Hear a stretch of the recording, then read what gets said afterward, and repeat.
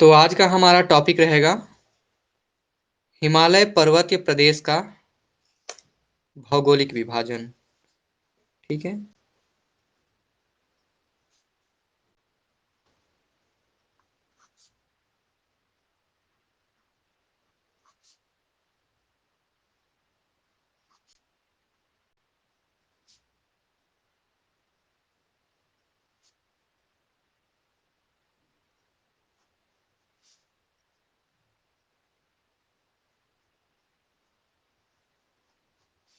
हिमालय पर्वतीय प्रदेश का भौगोलिक विभाजन।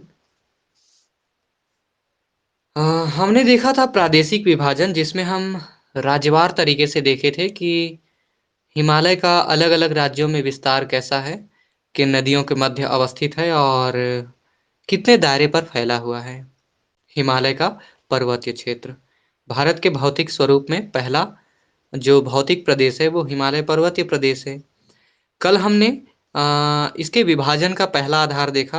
आज हम इसको दूसरे तरीके से विभाजित करके देखेंगे और कहा जाता है कि भौगोलिक आधार पर, या हम कहें जैसी बनावट है हिमालय की, उसके आधार पर हिमालय को चार अलग अलग भागों में विभाजित किया जाता है, जिसे हम हिमालय पर्वतीय प्रदेश का भौगोलिक विभाजन कहते हैं।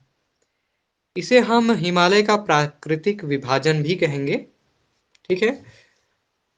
इससे पहले मैंने बताया था कि हिमालय पर्वत का विस्तार कैसा है, लंबाई चौड़ाई कितनी है, औसत ऊंचाई कितनी है।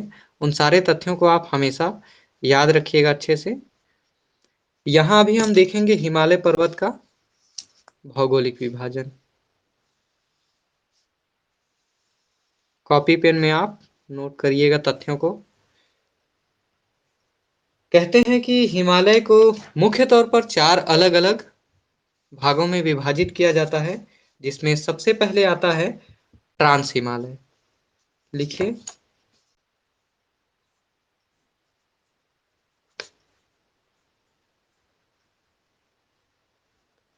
ट्रांस हिमालय, जिसे एक और नाम से भी जाना जाता है तिब्बत हिमालय। ठीक है। ट्रांस हिमालय या तिब्बत हिमालय के नाम से जाना जाता है। हिमालय का जो दूसरा भाग है उसे कहा जाता है वृहद।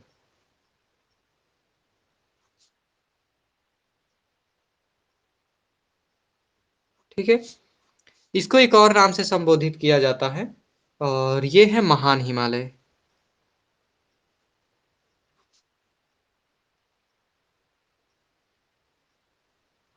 महान हिमालय, जिसको हम ग्रेट हिमालय के नाम से भी जानते हैं।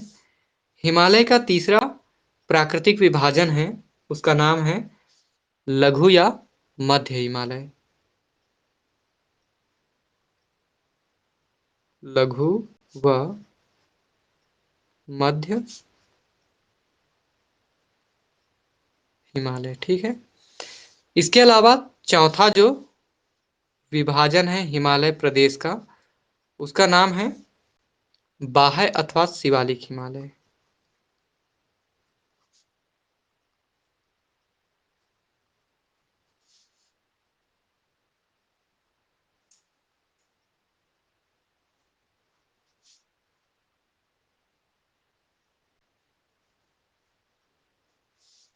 ठीक है। बाह्य अथवा शिवालिक हिमालय। तो इस तरीके से हिमालय को ये चार अलग अलग भागों में विभाजित किया जाता है प्राकृतिक रूप से। ठीक है। और इसके बाद फिर हम इसको थोड़ा सा विस्तार से अध्ययन करते हैं। चलिए, तो सबसे पहले हम बात करेंगे ट्रांस या तिब्बत हिमालय के बारे में।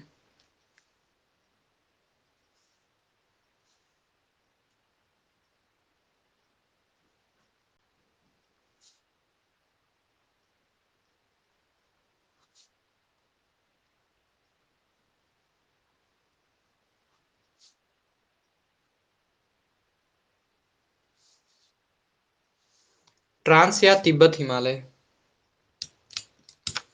कहा जाता है कि मुख्य तौर पर ये यूरेशियन भूखंड का हिस्सा है।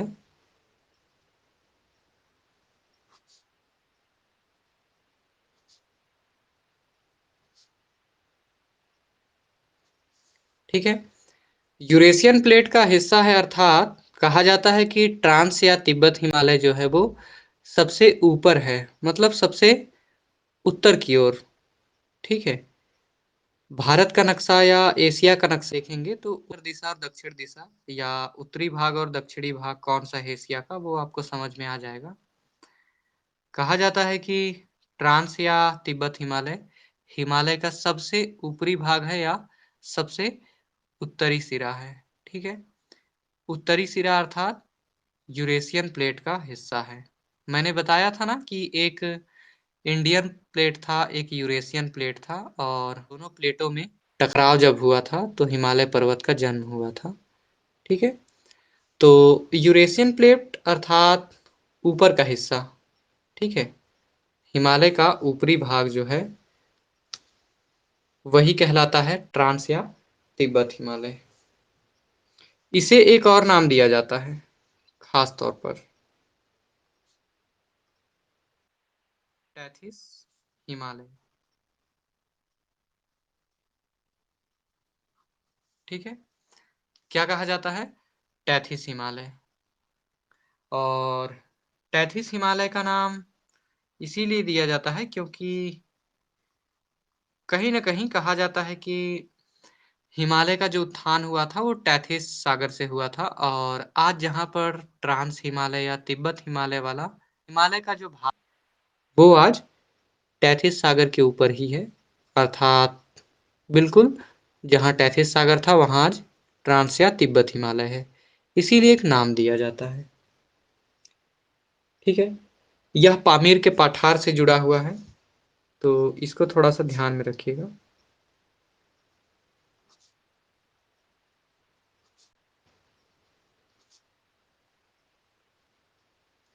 मैंने लिखा है पामीर पाठार से संलग्न।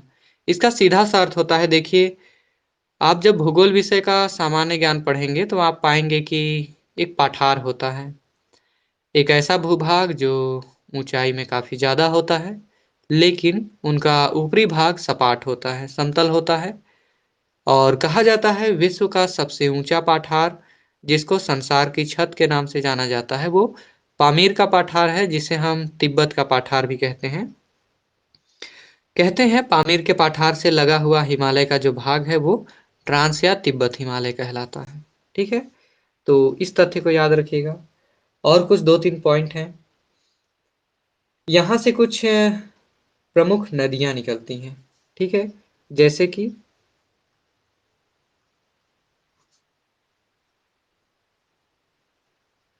हम यहाँ से निकलने वाली नदियों को अगर देखें तो सतलज, सिंधु और ब्रह्मपुत्र।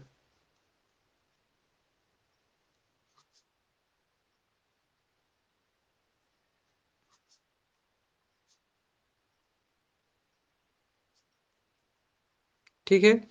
ब्रह्मपुत्र जो कि सांगपो के नाम से निकलती है, कहाँ से? ट्रांस या तिब्बत हिमालय से।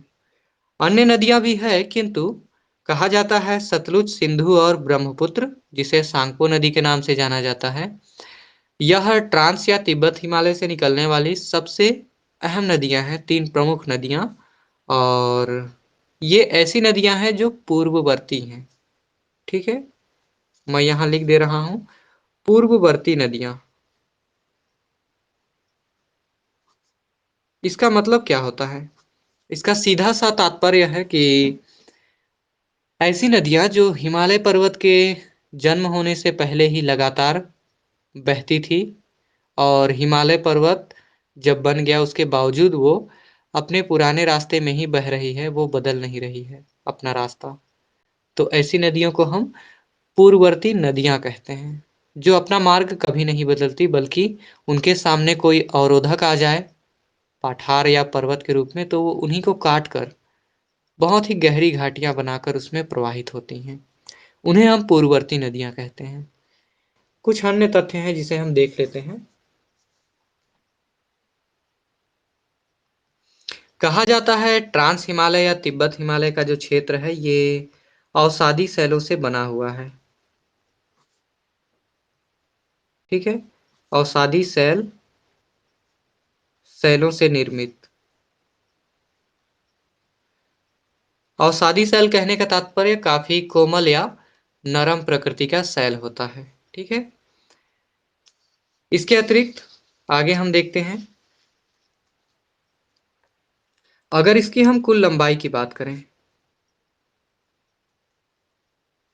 हिमालय का ये जो भाग है कौन सा, ट्रांस या तिब्बत हिमालय, इसका विस्तार हम देखें तो कहा जाता है कि लगभग 965 किलोमीटर।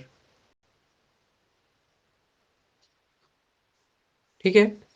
965 किलोमीटर की लंबाई में फैला हुआ तिब्बत या ट्रांस हिमालय है। ठीक है।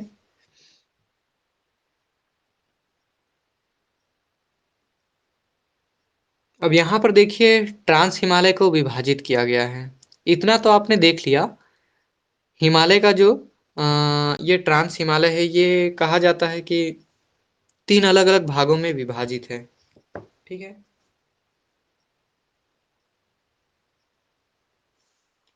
ट्रांस हिमालय का विभाजन मतलब हिमालय का तो ये मुख्य भाग है, इसका उपभाग है ढेर सारा, उसे हम देखते हैं।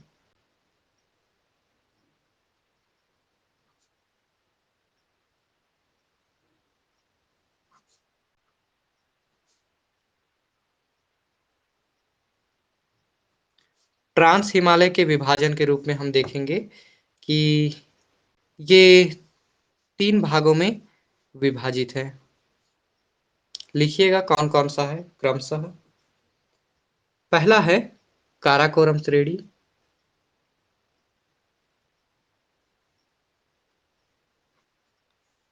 काराकोरम श्रेणी। नंबर 2 पे लिखिए लद्दाख श्रेणी।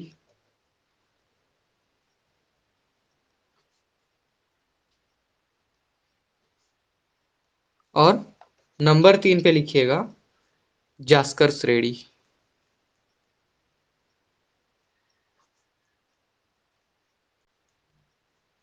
ठीक है।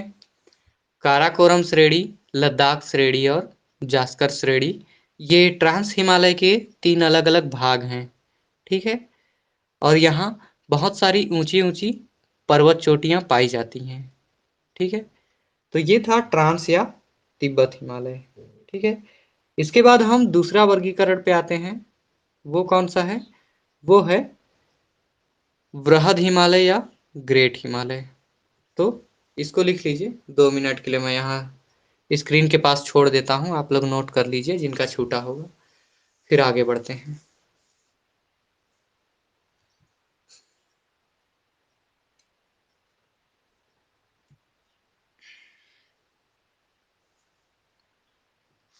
ओके।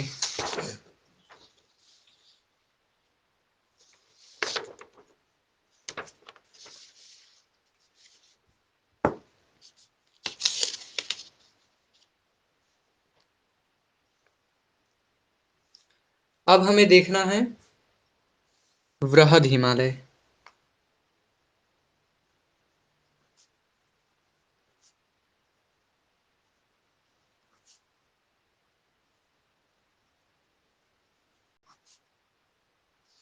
ठीक है।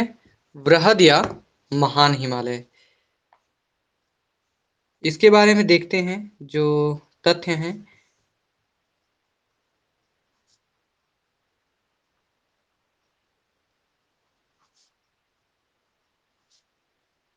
कहा जाता है कि वृहद या महान हिमालय है, इसे ग्रेट हिमालय के नाम से भी संबोधित किया जाता है। ठीक है। इसे कुछ और नाम दिया जाता है, जैसे सर्वोच्च हिमालय। ठीक है। इसके अतिरिक्त आंतरिक हिमालय।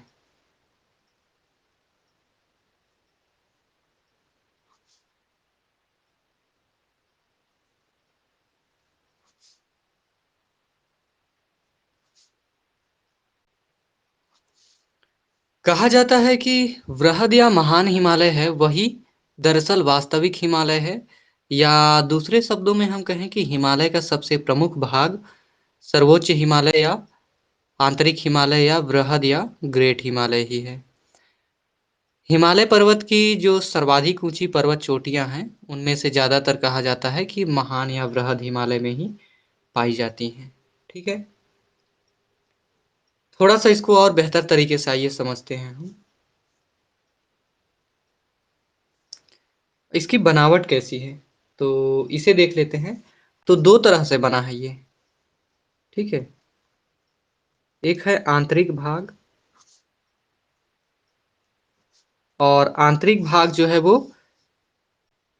आग्नेय शैलों से बना है, अर्थात आर्कियन क्रम की शैल।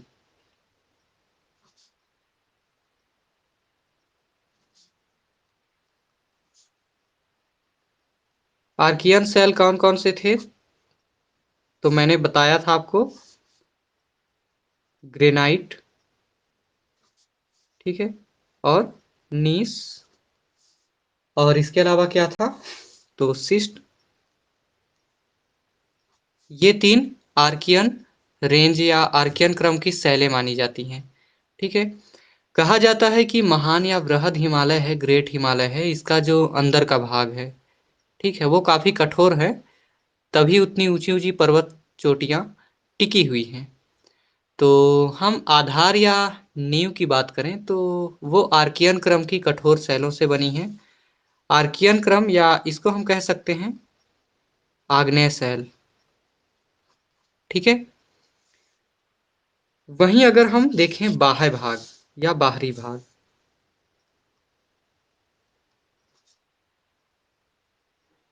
या अपेक्षाकृत ऊपरी भाग जो है, वो मुख्य तौर पर कायांतरित एवं अवसादी शैलों से बना है।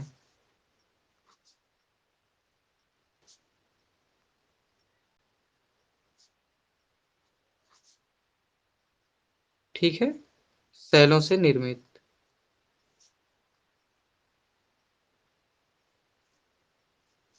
इस तरीके से आप देखेंगे कि तीन अलग अलग प्रकार की शैलों का जमाव मिलता है वृहद या महान हिमालय में। ठीक है, इस तरीके से इसका निर्माण हुआ है। थोड़ा सा और देख लेते हैं इसको।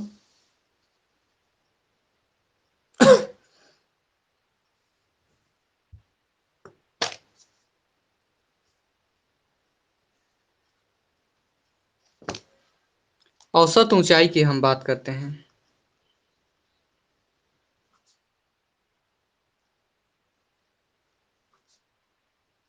किसकी, वृहद या महान हिमालय की, तो कहा जाता है कि 6100 मीटर इसकी औसत ऊंचाई है। अगर हम लंबाई की बात करें, लंबाई किसकी, वृहद या महान हिमालय की, तो इसकी कुल लंबाई कहा जाता है कि 2400 से 2500 किलोमीटर है। ठीक है, उसके अलावा अगर हम इसके चौड़ाई की बात करें,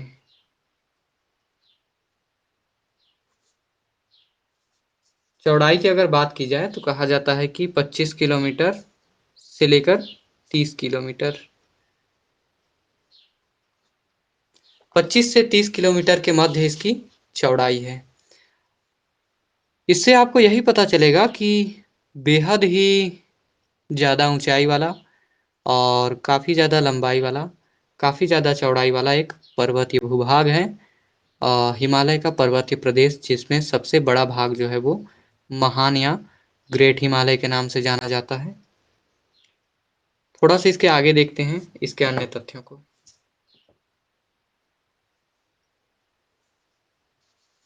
यहाँ पर प्रमुख चोटियां जो हैं, पर्वत चोटी, ठीक है, कोई पर्वत श्रेणी है, वहां बहुत सारी पर्वत चोटियां पाई जाती हैं, जिनमें है सबसे पहले माउंट एवरेस्ट।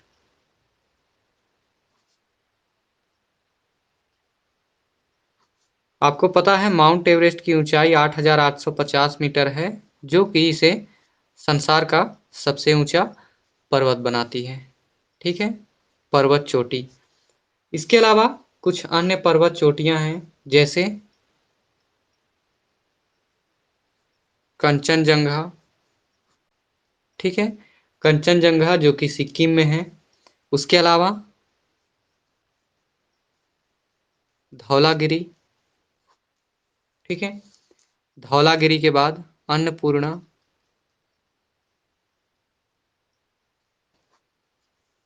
अन्नपूर्णा के अलावा देखते हैं मकालू,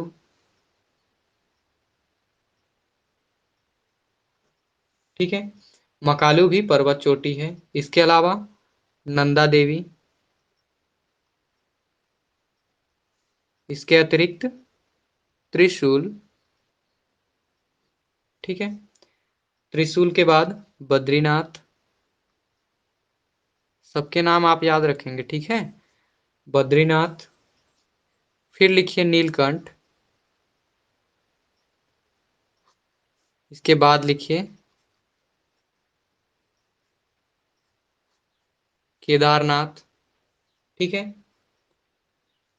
तो ये कुछ प्रमुख पर्वत चोटियां हैं जो कि महान या वृहद हिमालय के अंतर्गत पाई जाती हैं।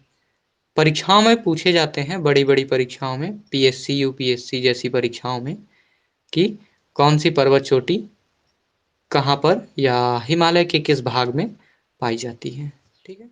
तो इन तथ्यों को याद रखिएगा आप।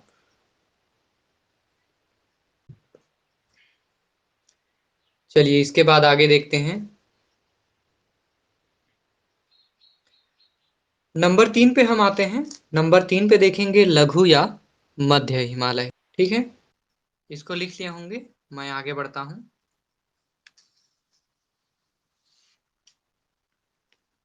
कहीं छूट जाए तो मुझे बताइएगा।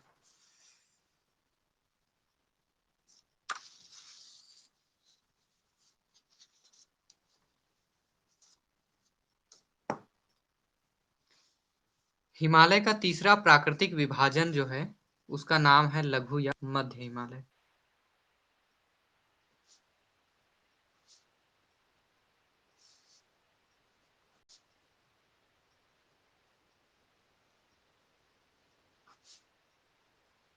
ठीक है, लघु या मध्य हिमालय के नाम से जाना जाता है।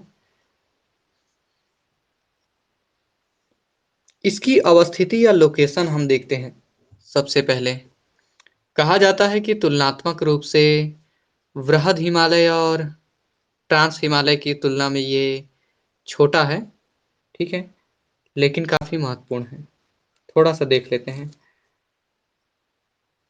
कहा जाता है कि महान हिमालय के दक्षिण में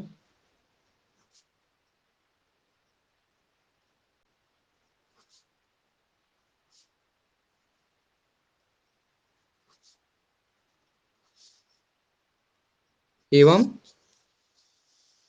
शिवालिक हिमालय के उत्तर में, शिवालिक हिमालय जिसके जिसके बारे में अभी हम पढ़ेंगे,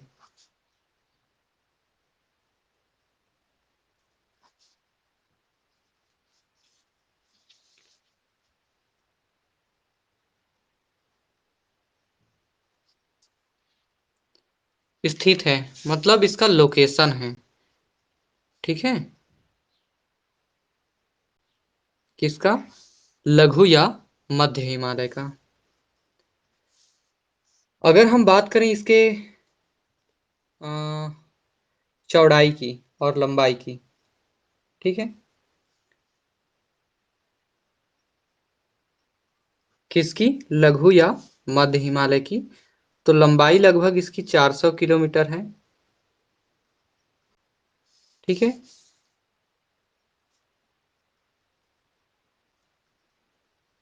अगर हम इसके चौड़ाई की बात करते हैं तो ये अपेक्षाकृत चौड़ी है, 80 से लेकर 100 किलोमीटर,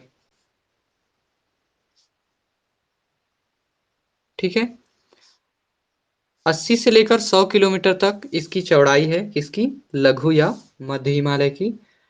अगर हम इसके औसत ऊंचाई की बात करें, एवरेज हाइट,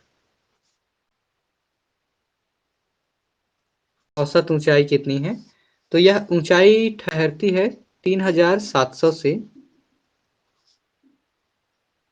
4500, ये 4500 है ना, 4500 मीटर, ये एवरेज हाइट है या औसत ऊंचाई। देखिए औसत ऊंचाई क्या होता है कि मान लीजिए किसी पहाड़ी का जो ऊंचाई है वो कहीं कम है कहीं ज़्यादा है, कहीं 100 मीटर है कहीं 200 मीटर है। तो हम अगर उसका सभी जगह का ऊंचाई को मिलाकर अगर एक औसत निकालें तो 150 मीटर आएगा ऊंचाई। तो सभी कम और ज़्यादा ऊंची चोटियों का जो एवरेज निकाला जाता है औसत, वही कहलाता है औसत ऊंचाई। ठीक है। अब ऐसा नहीं है कि लघु या मध्य हिमालय में इनकी औसत ऊंचाई 4500 मीटर है तो इससे अधिक ऊंची चोटी होगी नहीं। बेशक होगी लेकिन कम होगी। ठीक है, संख्या कम होगी उनकी। ओके, आगे बढ़ते हैं इसमें। यहाँ कोई विशेष पर्वत चोटी का उल्लेख तो नहीं होता है, लेकिन दो दर्रों का जरूर उल्लेख होता है।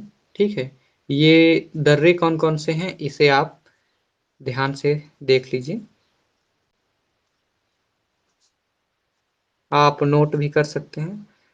प्रमुख दर्रे, इनमें पहला जो दर्रा है जो काफ़ी खास है, बहुत ही महत्वपूर्ण है भारत में परिवहन के दृष्टिकोण से। आ, इसका नाम है पीर पंजाल।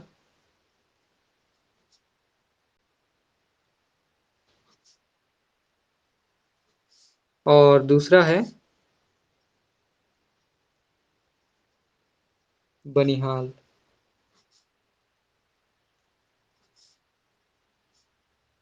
ठीक है, पीर पंजाल दर्रा जो है वो 3494 मीटर ऊंचा है।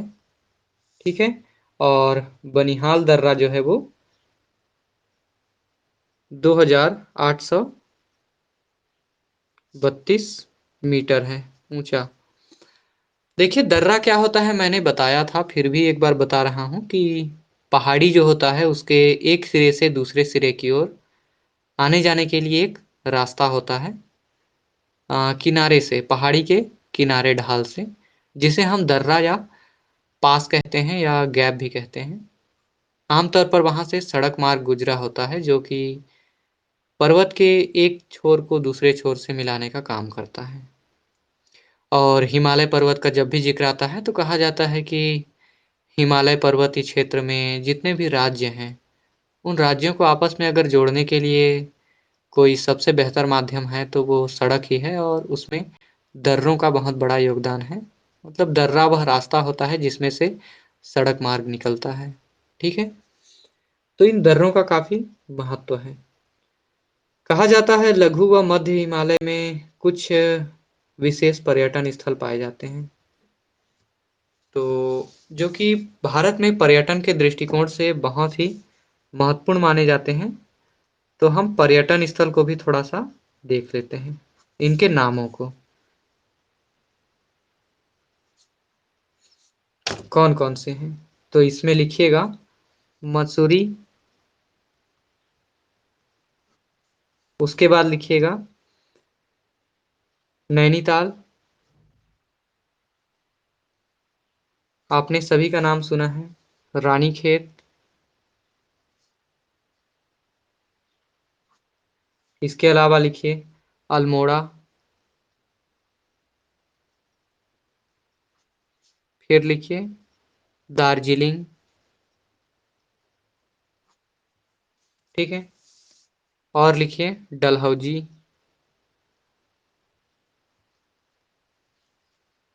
ठीक है, आप इतिहास अगर पढ़ते हैं तो आपको पता होगा लॉर्ड डलहौजी, उन्हीं के नाम पर एक शहर है, बहुत खूबसूरत पर्यटन स्थल है जो कि लघु व मध्य हिमालय में अवस्थित है।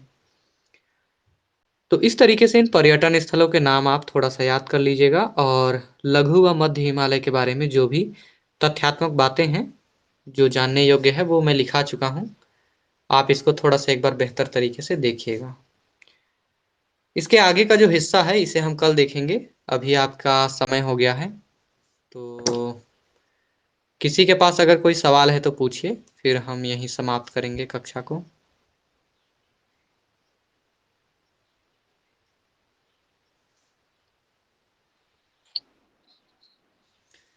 हाँ, दर्रा यानी कि एक पहाड़ी रास्ता होता है, ठीक है? जो किसी पहाड़ी के किनारे वाले ढाल से निकला होता है। पहाड़ी के एक तरफ को दूसरे तरफ से मिलाता है वो। और मुख्य तरफ से मुख्य मुख्य रूप से इसे आप सड़क कह सकते हैं। एक कच्ची सड़क कह सकते हैं जिसे वर्तमान में पक्का बना दिया गया है, और जो हाईवे होता है उनसे जोड़ दिया गया है इनको, मतलब नेशनल हाईवे बना दिया गया है। दर्रा यानी कि रास्ता एक होता है, मार्ग आने जाने का, ठीक है? अब मान कहीं पर कोई एक बहुत बड़ा पर्वत हो गया जिसके दोनों तरफ दो अलग अलग शहर हैं, तो पर्वत के ऊपर से रोड बनाना संभव नहीं है। तो उसके किनारे से एक हल्का सा रास्ता गुजरा होता है, रोड। उसी को आ, डामर या फिर पक्का करके उसे हम नेशनल हाईवे से जोड़ देते हैं। नहीं भी जोड़ते हैं तो भी वहां से आने जाने का एक रास्ता बन जाता है। तो आने जाने का जो मार्ग होता है, जो पहाड़ी के एक किनारे को दूसरे किनारे से जोड़ता है, मतलब इस पार से उस पार, वही दर्रा कहलाता है। मतलब पहाड़ी किनारों पर, पहाड़ी ढलानों पर पाए जाने वाले रास्ते, आवागमन के मार्ग, यही दर्रा कहलाता है। और कोई सवाल?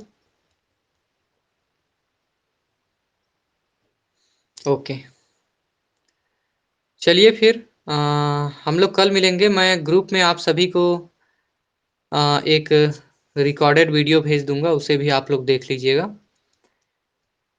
और कल मिलते हैं।